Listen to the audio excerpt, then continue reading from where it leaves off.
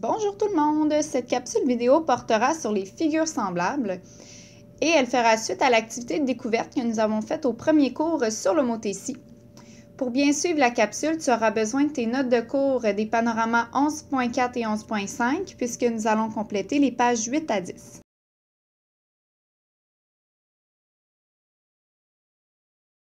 Lors du premier cours sur l'homothétie et les figures semblables, nous avons découvert que l'homothétie est une transformation géométrique qui permet d'obtenir des figures semblables.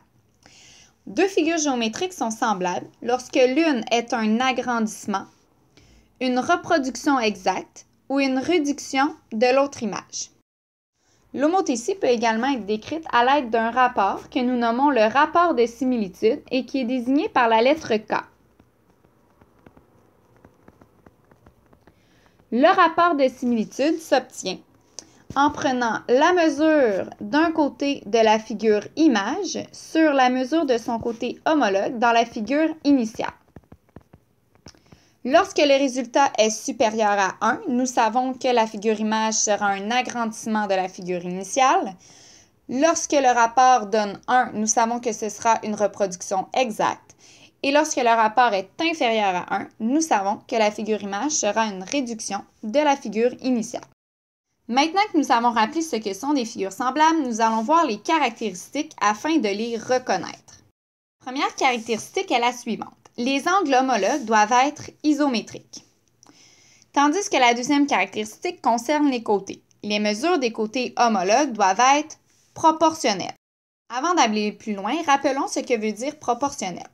Proportionnel vient du mot proportion, ce qui signifie une égalité entre des fractions. Alors, ce que ça signifie avec les figures semblables, c'est que si nous prenons la mesure d'un côté de la figure image sur la mesure de son côté homologue dans la figure initiale, alors ça doit être égal à la mesure d'un autre côté de la figure image sur son côté homologue dans la figure initiale, et ainsi de suite. Lorsque nous faisons la division entre la mesure de la figure image sur la mesure de la figure initiale, nous allons obtenir le fameux rapport K. Maintenant que nous avons vu les deux critères pour reconnaître des figures semblables, nous allons faire deux exemples ensemble. Commençons avec le A, où nous voulons déterminer si les figures suivantes sont semblables.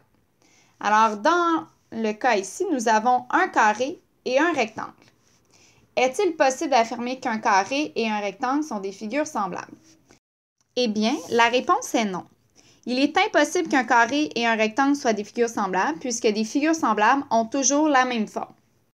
Nous pouvons également ajouter comme explication que non seulement les figures semblables ont toujours la même forme, mais les figures semblables doivent toujours être un agrandissement, une réduction ou une reproduction exacte de l'autre. Avant de passer à un deuxième exemple, nous allons remplir la remarque. Alors, pour identifier que deux figures sont semblables, on utilise un symbole en particulier. C'est le symbole suivant, qui ressemble à une bague. Allons-y avec un deuxième exemple. À première vue, le triangle ABC et le triangle A'B'C' ont l'air d'être des figures semblables, puisque le triangle A'B'C' semble être une réduction de l'autre triangle. Nous devons maintenant vérifier, d'après les deux critères donnés à la page précédente, si les triangles sont semblables. Le premier critère concerne les angles. Alors, nous savons que les angles homologues doivent être isométriques. C'est ce que nous allons vérifier. Commençons avec l'angle A. Nous savons que l'angle A et l'angle A' sont homologues puisqu'ils sont situés au même endroit dans le triangle et nous savons également qu'ils sont isométriques compte tenu des deux barres qui nous l'indiquent. Alors, nous pouvons dire que la mesure de l'angle A égale la mesure de l'angle A'. Nous allons faire la même chose avec l'angle B et l'angle B' qui sont homologues puisque eux aussi sont situés à la même place. Encore une fois, la barre nous indique qu'ils sont isométriques. Nous pouvons donc écrire que la mesure de l'angle B égale la mesure de l'angle B'. Si nous observons l'angle C et l'angle C', nous voyons qu'ils sont homologues et qu'ils sont également isométriques. Alors, nous pouvons écrire que la mesure de l'angle C égale la mesure de l'angle C'.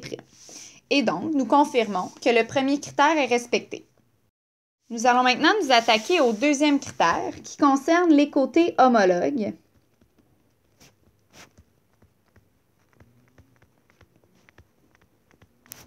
Donc, d'après ces critères, nous devons vérifier si les côtés homologues sont proportionnels. Commençons avec une première paire de côtés homologues. AB est homologue à A'B'. Nous allons maintenant calculer quel est le rapport des mesures de A'B' sur AB.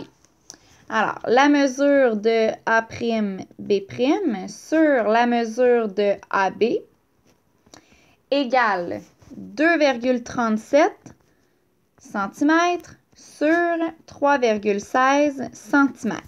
Nous pouvons réduire ce rapport à 3/4. Attaquons-nous maintenant à une deuxième paire de côtés homologues, soit BC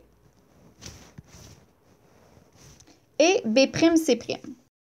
Nous allons vérifier si le rapport donne la même chose. Alors, mesure de B'C' sur mesure de BC égale 2,37 cm sur 3,16 cm, ce qui donne, encore une fois, 3/4. Il ne nous reste qu'une seule paire de côtés homologues à vérifier, soit le côté AC et A'C'. Donc, mesure de A'C' sur mesure de AC, c'est-à-dire 1,5 cm sur 2 cm, ce qui donne, encore une fois, comme rapport réduit, 3/4. Nous pouvons donc dire que les mesures des côtés homologues sont proportionnelles puisque nous avons obtenu le même rapport à 3 reprises.